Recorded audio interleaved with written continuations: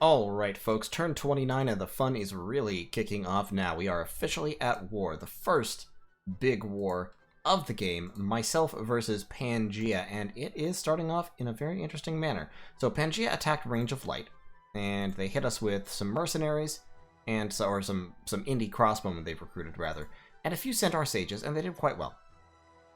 They wiped out my little province defense, no trouble whatsoever.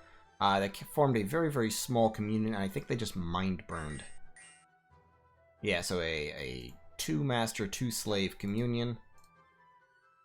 Pushing them up, pushing the masters up to Astral 2. And they threw some mind-burns. Mind-burned a few indies. And their indies beat my indies because they had more of them, which is, you know, how these things go.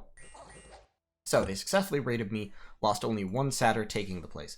Then there was a battle in the Forest of the Lost, which was the first real battle in which a Laestrygonian was deployed. So on my side, great big huge block of infantry and archers. A few more infantry in the back. My Laestrygonian, Typhon, off to the side. Behind the block of Mouflon cataphracts. On the enemy side, relatively much smaller army. Plenty of province defense, a few units, including a significant block of Dryad Hoplites, their sacreds, and a kind of medium-sized communion. They've got about 15 centaur sages here, plus one pan with a whole bunch of nature gems. They've also got a bunch of harpies to jump to the back.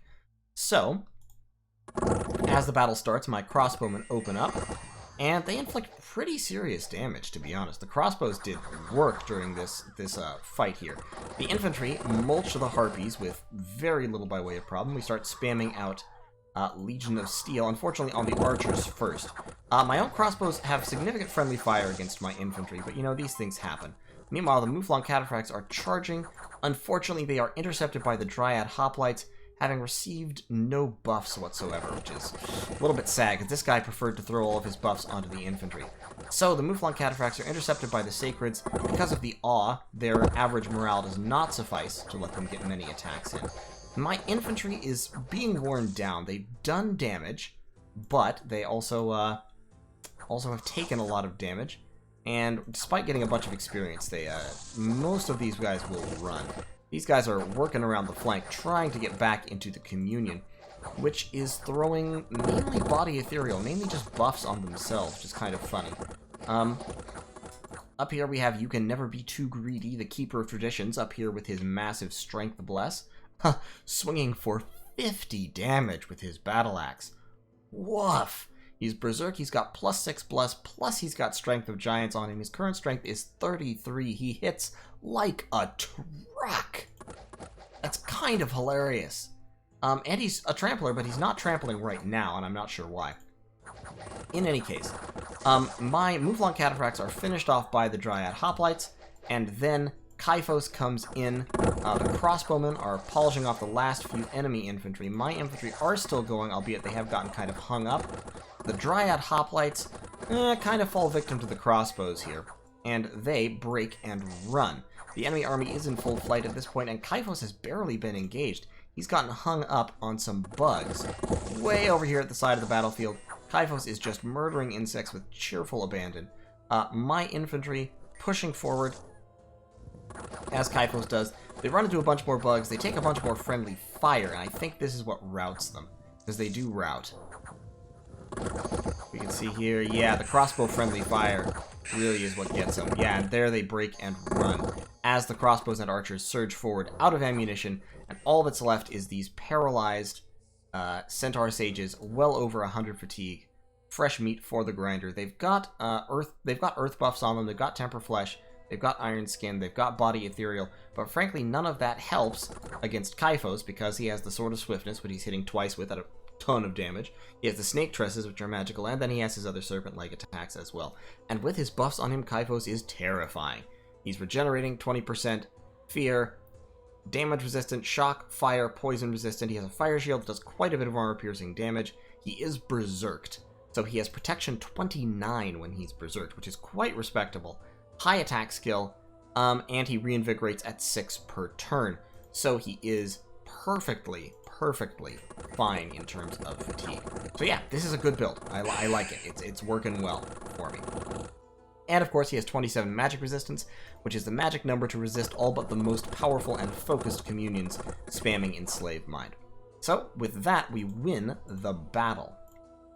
Casualty-wise, we lost our infantry and our cavalry. We lost almost none of our archers. Our shackled mages were wiped out. They died just of communion fatigue, I believe.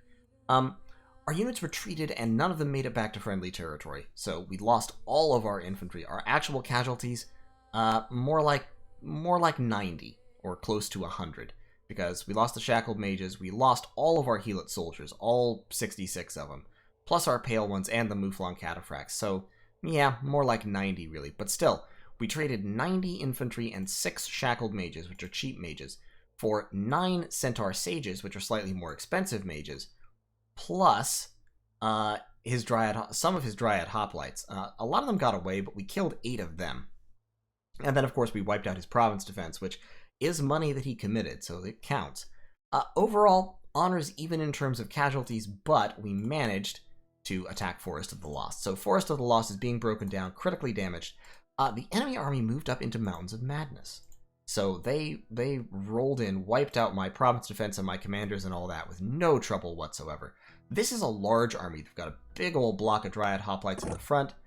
They've got any negative polls are fake, the Pan. Meryl Streep is overrated, the Pan. I like these guys. Sorry, losers, my IQ is higher. I love the poorly educated, and my women are more beautiful. The keepers of traditions. They actually have gear. So he has given these guys gear in an effort to make them capable of taking on Laestrygonians, which is a pretty good idea. That said, I don't think they're going to do it, primarily because while they do have this high armor-piercing damage, and so they'll cut through protection very well, the Laestrygonians have Temper Flesh active, and so they're going to be taking their damage will be halved after protection. So with the armor-piercing effect, this damage will be 43 versus about it's about 12 to 15 protection. Call it 13 probably. So they'll be doing about 30 damage per swing. But then that will be halved to 15, and the Laestrygonians' regeneration can overtop that. So these Keepers of Traditions, if 2 or 3 of them manage to get onto one Laestrygonian, might manage to, or if 2 or 3 of them might manage to get onto this specific Laestrygonian, they might manage to chop him down, but also they'll be taking the fire shield damage right back. And luck, I believe, only counts against attacks. Which fire shield... Actually, I guess fire shield is technically an attack. But they'll be taking so many attacks that they'll just die very quickly. Even with 27 hit points and 23 prot, it's not gonna... I don't think they're gonna make it. Having 3 of them all massed up in one army might help, but this guy's cursed, so this guy's just freaking doomed. I think a Laestrygonian can take this army, especially because the enemy troops will actually surround the Laestrygonian and provide protection against those thugs. The Dryad Hoplites may be able to cause damage because they hit for quite a bit of damage and they'll produce prot. But once again, he's regenerating, and when he's Berserk, the awe will not affect him, so he'll be killing Dryad Hoplites very, very quickly. It's actually possible that he can force the army to HP route before those Keepers of Traditions actually get into him. And you know what? We're going to test it. We're going to see if this works, because I am moving Kyphos and Lemnos in to destroy that army. To see if they can do it. I think they can, but we're going to see. I've got 26 archers in a line in front to provide protection, where I'm actually going to move these guys back. I'm actually going to move everybody back a little bit to give us a little bit more time. They're going to be set on fire archers, so they'll inflict a little bit of casual damage and then die. But they won't die. There aren't enough of them to force Kyphos to retreat through army losses. I lost my brain for a second there. Kyphos, meanwhile, will be buffing. Lemnos will be buffing, and I'm using a stupid tactic here, a funny one. So Lemnos is casting Iron Will on Kyphos. Then he's going to cast Gift of Flight, because I'm moving in these 2 Shackled Mages, which will buff him up to Air 2. So he's going to cast Gift of Flight, summon Earth Power, then Legions of Steel. Then he's going to run. Kyphos, meanwhile, Temper Flesh, summon Earth Power, Fire Shield, Iron Skin, attack rear.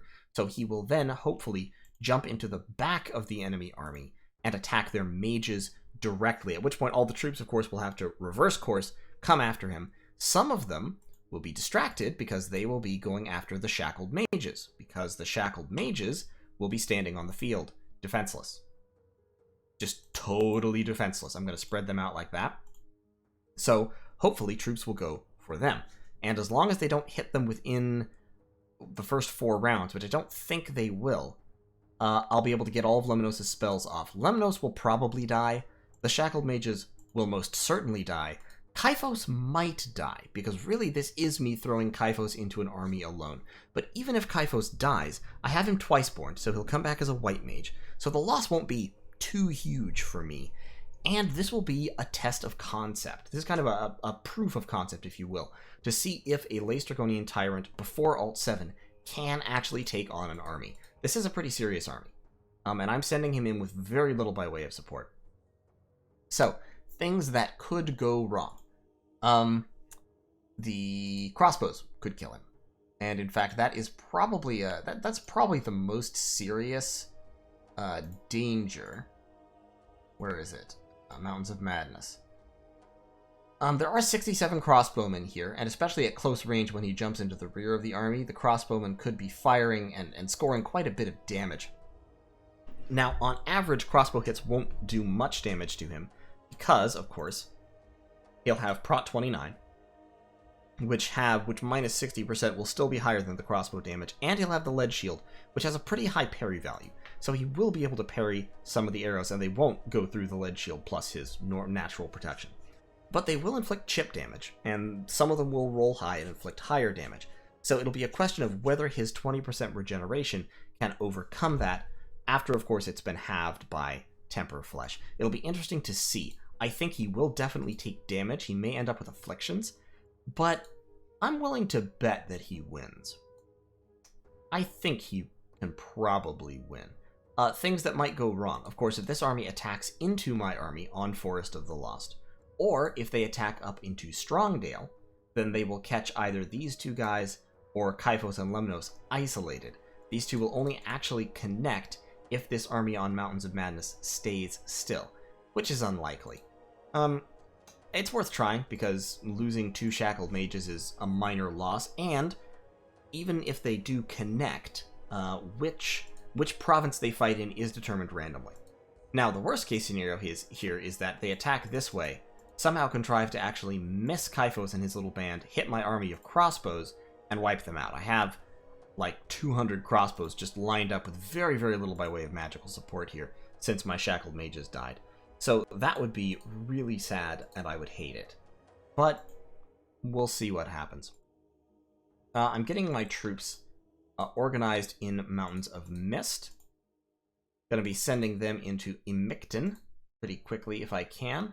I have 1, 2, 3 Communion Masters. 1, 2, 3, 4, 5, 6, 7, 8, 9, 10, 11. 1, 2, 3, 4, 5, 6, 7, 8, 9, 10, 11. 11 potential Communion Slaves. Recruiting another Phlegra Oppressor here. I may actually recruit an Oppressor General. Nah, we'll recruit an Oppressor just for the magical versatility. So I can launch another small Communion here into Mictlan. Of course, I am vulnerable to Dryads, which is a little bit of a bummer, but it doesn't look like he's been recruiting a whole lot of Dryads. He's been recruiting a lot of Centaur Sages. He's been working real hard to make the Communion thing work for him. Which, fair, I mean, that's a decent strategy. I don't think it's going to necessarily pay off, though, because I think I can manage. I have my other Laced Draconian, of course, coming out this turn. Once that Laced Draconian comes out, I would like to deploy it immediately to retake Range of Light. However, I have promised Dakede that I will forge him his Flame Helmet, and so I have to kind of negotiate that a little bit. I can send the Gigantist up, so it's a question of whether I want to retake this province or Range of Light. This province gives me a Water Gem, this province gives me 2 Death and 1 Nature, so I definitely want to retake that one. So the Gigantist is going to hop up to Wold. This army cannot kill the Gigantist. The Gigantist is far too powerful. But we do need to change some buff spells. So we need Personal Regeneration, we need Iron Will, and we need... What else do we need? Iron Skin. We need Temper Flesh, for sure. Temper Flesh. And let's say Elemental Fortitude, and then we will attack. Yeah, so the Gigantist will easily, with those buffs, easily crush the opposition. regenerating at 20% on regenerating 38 hit points per turn. Magic resistance 24. I would like to give him, I should probably give him an amulet of anti-magic just in case. And temper flesh, elemental fortitude, yeah, iron skin. Iron skin will increase his prot by 3 up to 25. He'll be fine. He doesn't even need, I'm not even casting iron skin. He doesn't need it. So that will be just fine. I'm actually putting a few Cyclopes and some Helic crossbows down here. I'm contemplating actually counter-thugging with some of my Cyclope smiths as well. Now, losing Cyclope smiths, of course, loses me resources, but it can work. I mean, their magic resistance isn't bad, their morale is very high, their stats are not great, but they have tons of hit points. So if they have regeneration on them, they can do pretty good work. I don't have a whole lot of excess gear, because this gear is going to my next Laestrygonian to come out, so I probably won't do it just yet. But it might be a way to retake that. What I'd like to be able to get an army across right here. I'd like to be able to attack with the troops in Blackdale, because I think the troops in Blackdale could probably push these guys off. Especially because I do have a mage here. But unfortunately, I don't have the item that would be needed for that. I need the manual of water breathing to get them across this river, which I just don't have. So that's a bummer. Up in the lake, Relay tried to strike back. He bounced off this province. I took that province. I took this province. He hit this province with an actual little force. That's the faraway sea. An actual little force here, most of whom died. Most of these guys I actually killed. But the Illithids successfully pushed me off. My province defense just did pretty good work. Ialmenos should have run, but got paralyzed very, very early on. Meanwhile, my province defense charged into his troops. Ialmenos is not actually taking any damage because his magic resistance is, I guess, high enough to avoid it mostly. He's taken a little bit of damage, and he was muted, which halves his magic skills. Now, unfortunately, for the enemy, having his magic skills only reduces him to a minimum of 1, so he's still level 1 in everything, so he can still do all the communion stuff. He's just not as good a Sight Searcher and Forager now. Meanwhile, my infantry killed most but not all of the enemy infantry, and then Ialmenos successfully made it off the field before he could be chased down. So, that's okay. I actually killed more than I lost. And in particular, I killed one of his Illithids, which is really, really good because I hate Illithids. That Mind Blast attack, super, super unfortunate. But in any case, they may push down here, but I've got 11 province defense here, including some Shamblers who are very good at killing their infantry. They can probably take this place through 11 PD, but there's nothing I really care to do about it, so Ialmenos is just pulling back at this point. Down here, in Antediluvian, of course, I'm pushing north. Over here, I'm retaking that province. Next turn, we'll collapse on the Sacred Lake and place that fort under siege. We have about 50 siege strength per turn between the two of them, plus just a little bit of siege strength from these Ictiid warriors and this guy. So we should crack the fort, not immediately, but we should crack the fort. And if necessary, I can, of course, recruit more troops from one of my provinces in order to make it happen faster. And I've got Iontes going underwater to Sight Search Alluvia, and everything is going pretty well overall. Overall, pretty well. We'll see how the war with Pangaea goes. I don't think Pangaea has the resources to stop me. I think I can face them pretty well. Now, having these two forts isolated from the rest of my territory is indeed a huge bummer. Not gonna lie, it's an enormous bummer. Makes it tough, but I do still have 4 forts to fight him with, and he only has 3 forts total, and he's gonna lose 1, unless he manages to destroy my big stack of crossbows. So what we're gonna do is we're gonna siege this fort, assuming Kaifos survives this battle, which he should. Then Kaifos will hop right back here and lead the charge into the fort, which we will take, and then once we've taken Forest of the Lost, we'll move on from there. The other strategy here would be for me to split off posses of crossbows to take these 2 provinces, but without much infantry, Now, the Gigantist actually could push out of my territory because, of course, He does cast personal regeneration, Iron Will, Temper Flesh, etc. And Haunted Woods. Yeah, I'm actually going to do that. I'm going to send the Gigantist in here to take Haunted Woods. And I think he'll be perfectly fine with all those buff spells. Don't think he'll be in danger. I will, however, cast Iron Skin right at the end of the buff cycle, just to give him that extra little bit of protection. And yeah, I think that'll be good. What I could do also is I could move these crossbows in to support him. Nah, let's gather up the army and then push them in to besiege Mictlan. So, that is the plan. And I will see you all in turn 30. Wow, this one went long, but it was jam-packed with action. Just jam-packed. Oh, also, every scout I send through Man's lands is dying. Man is patrolling very, very heavily. Which is, I mean, wise, in a way, because he has the ability to do that very cheaply. But frustrating still. And it does look like a messenger has arrived from Pangaea. The concept of global warming was created by and for Phlegra in order to make Pangaea manufacturing non-competitive. Bravo, sir. Bravo. Good commitment to the bit. I like it. I like it a lot. So, yeah. Good times. Good times. I'll see you in turn 30. Alright, folks, turn 30 of Do You Even Lift, and here's the big news this turn. The battle in Forest of the Lost. Forest of the Lost, right? I think that's the big one. Yes, that's the big one. So, Pangaea's army attacked me. Me with my big ol' army of crossbows, no actual chaff, and then one big, heavy, snake-leggy boy, Kyphos the Laestrygonian Tyrant. So this was the test to see how well Kyphos the Laestrygonian Tyrant did against an army, him versus the world, once he had time to get his buffs off. And the result was, well, but. I say well, but. So the army fight starts. Things start to lag. My crossbowmen are shooting. The crossbows are doing pretty good damage, but mostly they're just distracting the enemy while all the buffs go off. So Kyphos is now fully buffed. He is a terror in the night. Protection 25, 27 magic resistance, tons and tons of damage. He regenerates. He's resistant to all forms of damage. He has Fire Shield, which does a ton of damage. He's just really hugely powerful.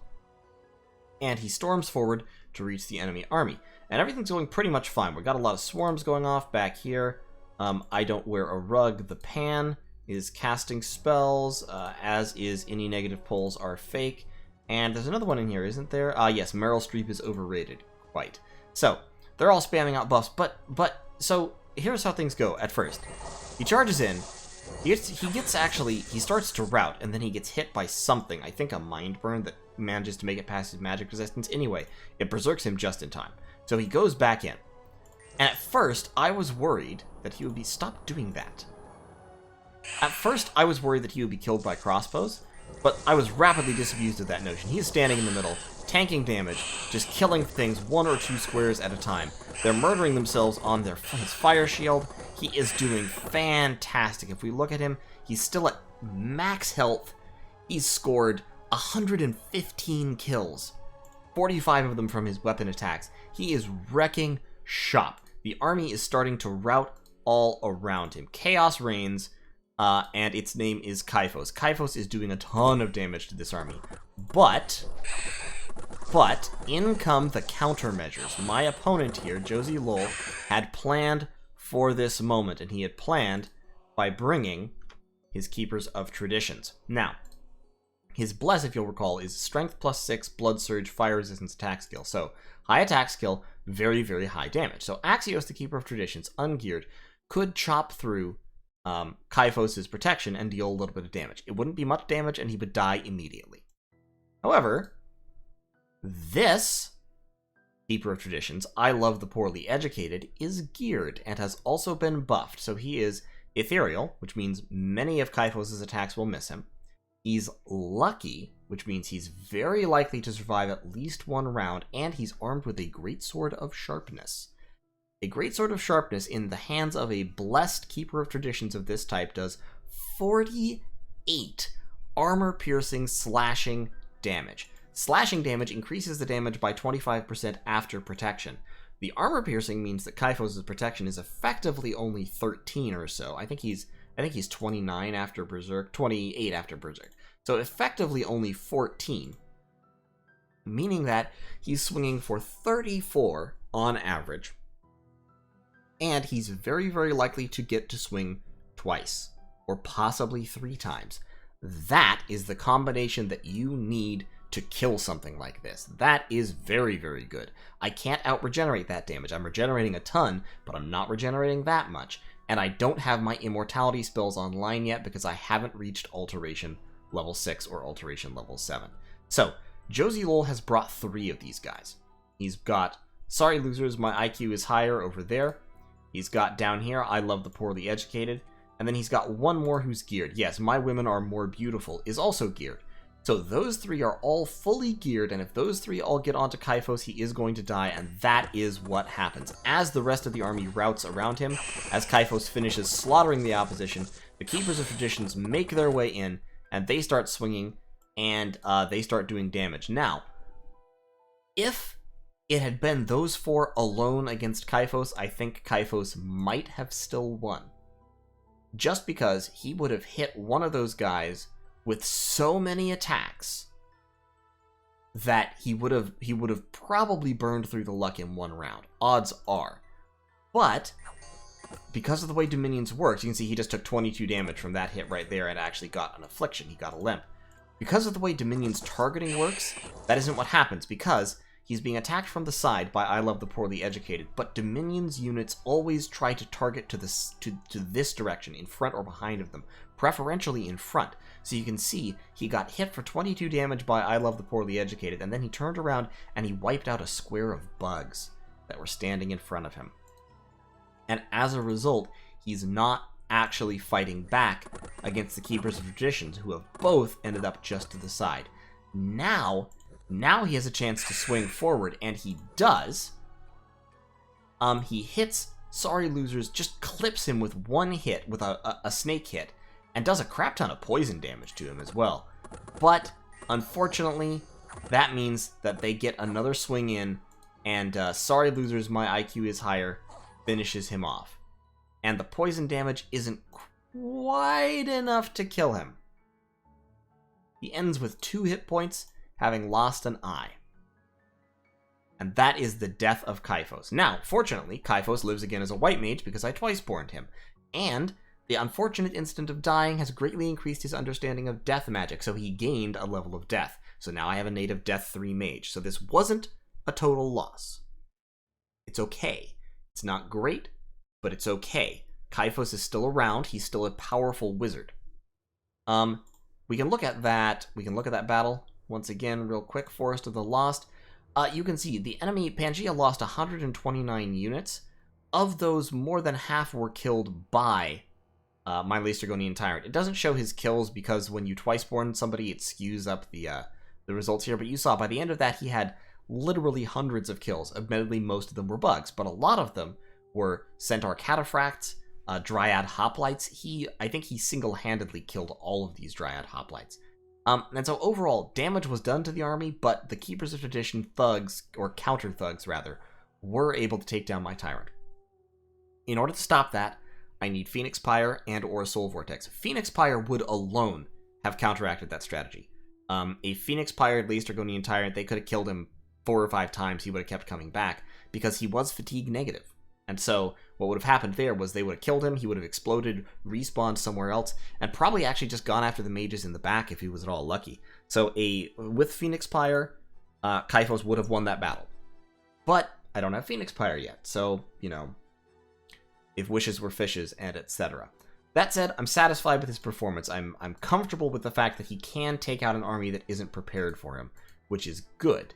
Now, the only thing to do is to make sure that he doesn't hit armies that are entirely prepared for him in the future. Now, Kaifos is forging a Skull Staff, but I'm actually going to pull him back because I'm worried that Strongdale is vulnerable. I'm collapsing a whole bunch of troops onto Strongdale as well as... Actually, I've got the Gigantist here. Yeah, just forge yourself a stick, man. And then you can start casting spells, probably.